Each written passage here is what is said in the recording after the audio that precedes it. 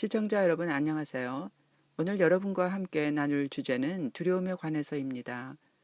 지금은 옛날과는 달리 우리 주변에서 불안장애나 공황장애와 같은 질병을 겪는 사람들을 쉽게 볼 수 있어요. 세상에서 모든 사람들이 부러워하는 성공을 한 사람들조차도 겉으로 보이는 당당하고 화려한 모습과는 달리 이런 문제로 인해 고통을 겪고 있다는 얘기를 가끔 듣곤 합니다. 상담하러 오시는 분들 대부분의 공통적인 문제가 바로 이 두려움의 문제예요. 주로 경제적인 문제나 건강의 문제로 인해 현실에서 겪어야 하는 어려움을 호소합니다. 그러나 어떤 분들은 남들이 쉽게 공감할 수 없는 어떤 특별한 두려움을 호소하시는 분들도 있어요. 우리는 점점 정서적으로 불안해지고 있는 사회에서 살고 있습니다. 때문에 이런 마음의 병이 더 이상 남의 문제만이 아니라 내 문제가 될 수도 있음을 깨닫고 자신을 돌아보는 것이 필요한 때입니다. 신앙생활은 한마디로 믿음과 두려움과의 싸움이라고 할 수 있어요. 두려움은 우리를 사로잡아서 우리의 믿음조차도 무력하게 만드는 힘을 가지고 있습니다. 예수님께서는 거친 풍랑을 만나 두려워하는 제자들을 위로해 주시지 않았어요. 오히려 제자들에게 왜 그렇게 무서워하느냐, 아직도 믿음이 없느냐고 말씀하셨죠. 인생의 풍랑 속에서 두려워하는 우리에게도 예수님은 아마 같은 말씀을 하시지 않을까 생각해 봅니다. 상담하러 오시는 분들을 처음 만났을 때 얼굴과 기도가 끝나고 돌아갈 때 얼굴을 보면서 영적 싸움에 대해 실감하게 됩니다. 그분들의 어두웠던 얼굴이 환하게 밝아지는 것을 보면서 신자의 영적 싸움이 얼마나 실제적인가에 대해 매번 생각하곤 합니다. 말씀을 하나 볼까요? 디모데후서 1장 7절입니다. 하나님이 우리에게 주신 것은 두려워하는 마음이 아니요 오직 능력과 사랑과 근신하는 마음이니. 두려워하는 마음은 하나님께서 주신 것이 아니라고 말하죠. 그렇다면 누가 주는 걸까요? 두려움은 사단으로부터 옵니다. 우리는 두려움을 단지 내 감정으로만 생각할 수 있어요. 그러나 두렵다는 것은 우리의 영이 악한 영에게 눌리고 억압되어 있다는 표시입니다. 하나님을 경외하는 두려움이 아닌 그 외의 다른 모든 두려움들은 사단이 인간을 억압하고 지배하기 위해서 쓰는 무기 중에 가장 강력한 것입니다. 우리는 이 두려움이 나를 지배하도록 허용하는 만큼 사단의 지배를 받게 되어 있어요. 그래서 사단은 마지막 때가 가까울수록 세상에 더 큰 두려움을 풀어놓아 인간을 억압해서 우리의 주인이 되려고 합니다. 사자가 먹이를 사냥하기 전에 큰 소리로 포효하는 데는 이유가 있다고 해요. 사자는 배가 덜 고플 때는 숨어서 기다렸다가 먹이를 잡아요. 그러나 배가 아주 고픈데 사냥감이 멀리 떨어져 있을 때는 먼저 크게 포효를 한답니다. 그 소리를 듣고 겁에 질린 짐승이 꼼짝 못하고 있다가 마침내 사자에게 잡혀먹히게 되는 것이죠. 사단이 인간에게 쓰는 계략도 이와 같습니다. 우리도 마귀가 주는 두려움에 일단 한번 사로잡히게 되면 꼼짝없이 마귀의 밥이 될 수밖에 없죠. 이것이 바로 베드로전서 5장 7절에서 9절이 말하고 있는 내용입니다. 너희 염려를 다 주께 맡겨버리라. 이는 저가 너희를 권고하심이니라. 근신하라. 깨어라. 너희 대적 마귀가 우는 사자같이 두루다니며 삼킬 자를 찾나니 너희는 믿음을 굳게 하여 저를 대적하라. 말씀에서 보시듯이 마귀와의 싸움에서 이길 수 있는 길은 깨어서 믿음으로 마귀를 대적하는 것입니다. 교회는 지금 심각한 영적 전쟁 가운데 있습니다. 그러나 막상 자신이 싸워야 할 적에 대해서는 너무나 무지한 상태가 교계의 현실이에요. 저는 사단이 교회에 풀어놓은 가장 큰 속임수가 마귀와 악한 영들의 존재에 대해 교인들이 무지하게 만든 것이라고 생각합니다. 많은 교인들이 마귀나 악한 영이 얼마나 실제적인 영적 존재인지 모르고 이런 얘기를 하면 오히려 이상하게 생각합니다. 여러분이 겪고 있는 두려움의 문제는 무엇입니까?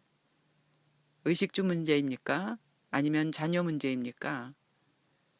그 문제가 해결된다 해도 또 다른 문제로 인해 두려움이 올 수 있어요. 문제를 해결하는 것보다 더 중요한 것은 우리가 믿음 안에 있는가 하는 문제입니다. 우리가 믿음으로 두려움을 이기려면 하나님에 대한 전적인 신뢰가 있어야 합니다. 이런 종류의 믿음은 하나님과의 친밀한 관계에서만 가질 수 있어요. 성경에 보면 인간이 처음 죄를 범했을 때 제일 먼저 두려움을 느꼈다고 말합니다.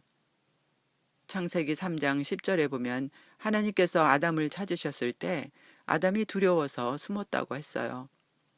죄로 인해 하나님과 분리되자 아담과 하와는 처음으로 두려움에 사로잡히게 됩니다. 갓 태어난 아기는 분리의 두려움이 있어요. 그래서 부모가 안아주지 않으면 불안과 두려움 때문에 울죠. 우리 삶에서 두려움과 염려가 점점 커져가고 있다면 그만큼 나도 모르게 주님과의 사이가 분리되어 있다는 증거예요. 상담을 하며 사람들을 만나다 보니까 사람마다 참으로 다양한 문제로 인해 두려움을 겪는 것을 보게 됩니다. 그러나 가장 보편적인 두려움은 역시 먹고 사는 문제에서 오는 염려와 두려움이죠. 이 두려움에 대해서는 우리 모두가 삶에서 실제로 체험하고 있기 때문에 이 시간엔 다른 문제들로 인한 두려움에 대해서 말씀을 드리려고 합니다. 먼저 영적인 문제에서 오는 두려움에 관해서 말씀드릴게요. 어떤 분들은 남들보다 영적인 두려움을 더 실제적으로 경험하는 분들이 있어요. 한번 이런 문제로 인해서 오신 자매님이 있었는데요. 이분의 문제는 악몽을 자주 꾸고 또 가위에 눌리기도 하는 것이었어요.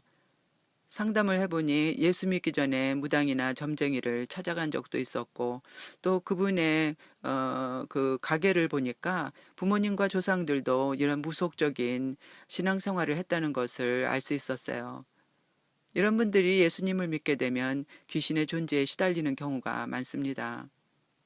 이와 같은 신앙적 배경을 가진 분들은 자신의 가게에서 내려오는 무속신앙의 영향을 정결하게 치유하는 것이 필요해요. 또 본인 자신도 과거에 점을 보거나 무당을 찾아갔던 죄를 회개해야 이런 영적인 공격으로부터 벗어날 수 있어요. 다음은 정신적인 문제로 인해 겪는 두려움입니다. 과거에 어떤 충격적인 경험을 했거나 또는 사고를 당했을 때 두려움의 영이 들어올 수 있어요. 전에 한번 지속적인 두통으로 시달리는 분이 상담을 받으러 온 적이 있었어요. 상담 중에 그분이 어렸을 때 겪은 충격적인 사건에 대해서 듣게 되었어요. 그래서 과거의 그 사건을 다시 다루며 그때 느꼈던 두려움의 감정을 주님께 드리고 주님의 치유와 평안을 받아들이도록 도와드렸어요. 몇 번의 기도를 통해 이분은 항상 시달리던 두통으로부터 자유하게 되었어요. 전에는 어려움이 올 때마다 두려움과 함께 심한 두통에 시달렸었는데 그런 증상이 사라졌죠. 이분은 자신의 어릴 적 경험이 두통의 원인이 되었으리라고는 꿈에도 생각하지 못했을 거예요. 이처럼 어디서 두려움이 오는지 그 원인을 알게 되면 두려움의 문제를 해결하기가 훨씬 수월해집니다. 다음은 인간관계에서 오는 두려움입니다. 많은 분들이 삶에서 겪는 어려움 중에 인간관계로 인해 겪는 어려움이 제일 힘들다고 말하곤 합니다. 우리는 인간관계 속에서도 두려움을 겪을 수 있어요. 이것이 바로 사람에 대한 두려움입니다. 부모의 사랑을 받고 자라서 자존감이 높은 사람은 비교적 타인의 반응에 대해 영향을 덜 받아요. 그래서 비교적 사람에 대한 두려움이 적죠. 반면에 유년기에 부모로부터 사랑과 보호를 제대로 받지 못하고 성장한 분들은 사람에게서 사랑받고 인정받기를 원하는 강한 욕구가 있어요. 그래서 사람에게서 거절당하거나 소외되는 것에 대해 두려움을 가질 수 있습니다. 때문에 거절감에 상처가 있는 분은 사람에 대한 두려움이 클 수가 있어요. 사울 왕의 예를 한번 들어보겠습니다. 사무엘상 15장에 보면 하나님께서 사울에게 아말렉 족속을 진멸하라고 명하십니다. 사람들은 물론이고 가축까지 모든 것을 진멸하라고 명하셨는데 사울은 그 말씀에 온전히 순종하지 않고 왕과 좋은 가축들을 살려두었어요. 이 사실을 안 사무엘 선지자가 사울을 책망하니까 처음에는 변명을 합니다. 그러나 결국 자신이 백성들을 두려워해서 하나님의 명령에 불순종하게 됐다고 사무엘에게 고백합니다. 사울은 하나님보다 백성들이 더 두려웠어요. 그래서 할 수 없이 백성들의 요구를 들어주는 쪽을 선택했어요. 사무엘에게 마지못해 자신의 죄를 고백하기는 했지만 하나님께 온전히 회개하지는 않았어요. 여전히 사무엘에게 백성 앞에서 왕인 자신의 체면을 세워달라고 애원하죠. 여러분은 어떠십니까? 혹시 사람들에게서 거절당하거나 고립될까봐 두려워서 할 수 없이 자신이 원치 않는 어떤 결정이나 선택을 하신 경험은 없으신가요? 사람이 두려워서 자신의 의견을 분명히 말하지 못한다거나 또는 다른 사람의 기대에 맞추려고 지나치게 애쓰는 것은 다 건강하지 않은 것입니다. 특히 한국 민족은 나보다 남을 의식하는 체면 문화 속에서 살고 있어요. 체면을 다른 무엇보다도 중요하게 여기는 이유는 사람들로부터 수치나 거절을 당할까봐 두려워하기 때문이에요. 이렇게 사람에 대한 두려움 때문에 남을 신경 쓰면서 살다 보면 진짜 자신이 원하는 삶을 살지 못하게 됩니다. 특히 사역자가 되기를 원하는 분들은 반드시 사람에 대한 두려움을 극복해야만 합니다. 그렇지 않으면 사울과 같이 하나님보다 사람을 기쁘게 하려는 유혹에 빠질 수가 있어요. 교회 안에 하나님보다 사람을 즐겁게 하려는 인본주의적인 설교나 사람 중심의 프로그램들이 만연한 이유가 다 사람을 두려워하기 때문이라고 생각합니다. 또 두려움은 우리가 자신의 소명을 따라가는 것을 방해하는 제일 큰 장애물입니다. 자신의 소명과 진로 때문에 고민하시는 분들을 상담하면서 제가 깨달은 것은 우리의 두려움 때문에 하나님이 인도하시는 길을 제대로 보지 못한다는 것이었어요. 또 하나님의 뜻을 분명히 안다 할지라도 두려움 때문에 순종하지 못하는 것을 봅니다. 마귀는 우리가 두려워할 때 우리의 생각을 혼란하게 해서 제대로 분별하지 못하게 방해합니다. 만일 여러분이 하나님의 부르심을 따라 살길 원하신다면 반드시 이 두려움의 문제를 극복해야 합니다. 하나님의 인도하시는 길에는 마귀와의 영적 전투가 기다리고 있기 때문이에요. 두려움과 싸워서 이기지 못한다면 자신의 소명 따라 사는 삶을 절대로 살 수 없어요. 왜 예수님께서는 내가 올 때 세상에서 믿음을 보겠느냐고 하셨을까요? 세상에 기독교인들이 얼마나 많은데 왜 이런 말씀을 하셨는지 혹시 생각해 보신 적이 있으신가요? 요한계시록 21장 8절에 보면 어떤 사람들이 둘째 사망에 들어가게 되는지에 대해 말합니다. 그런데 그 중에 두려워하는 자가 포함되어 있어요. 둘째 사망은 지옥에 떨어지는 것을 말하죠. 근데 왜 두려워하는 자가 여기에 포함되어 있을까요? 그 이유는 두려워한다는 것은 믿음이 없다는 것을 말해주기 때문이에요. 예수님을 믿으면서도 항상 염려하고 두려움이 많다면 그 이유가 무엇인지 한번 자신을 심각하게 돌아봐야 합니다. 만일 우리가 믿음으로 이 두려움들을 극복하지 못한다면 어쩌면 이 성경 구절이 말하는 것처럼 우리의 영혼이 위태롭게 될지도 모르기 때문이에요. 왜 열심히 믿는데 두려움을 이기기가 힘들까요? 많은 분들이 열심히 믿고 또 말씀대로 살려고 애쓰는데 도대체 무엇이 문제일까요? 나는 원래 겁이 많아요. 또 나는 아직 믿음이 약해요. 나처럼 힘든 상황이 한번 돼보세요. 라든지 많은 이유를 댈 수도 있겠죠. 그러나 두려워하는 가장 큰 이유는 아직 예수님을 자신의 왕과 주인으로 모시지 않았기 때문이라고 생각해요. 두려워한다는 것은 아직 내가 내 삶의 주인이라는 증거예요. 내가 하려고 하기 때문에 두렵고 염려되는 것입니다. 많은 분들이 예수님 때문에 죄를 용서받았다는 것을 믿어요. 그러나 아직 주님을 자신의 삶의 주인으로 모시진 못하고 있습니다. 복음은 죄사함의 믿음과 주님을 주인으로 모시는 믿음을 다 포함합니다. 주님은 이미 우리 마음에 오셨지만 우리의 주인이 되시지 못했기 때문에 아무 일도 하실 수 없어요. 예수님께 내 삶의 운전대를 내어드리지 않으면 주님은 내 삶을 통치하실 수가 없습니다. 예수님을 나의 왕과 주인으로 모실 때 비로소 내 마음에 하나님의 나라가 임하게 됩니다. 로마서 14장 17절 말씀을 보실까요? 하나님의 나라는 먹는 것과 마시는 것이 아니요 오직 성령 안에서 의와 평강과 희락이라. 내 심령에 하나님의 나라가 임하면 주님의 평안이 오게 되어 있어요. 평안은 모든 신자를 향하신 하나님의 뜻입니다. 우리가 어떤 상황 속에서도 두려워하지 않고 평강 안에서 살아갈 때 사람들은 아마 의아하게 생각할 거예요.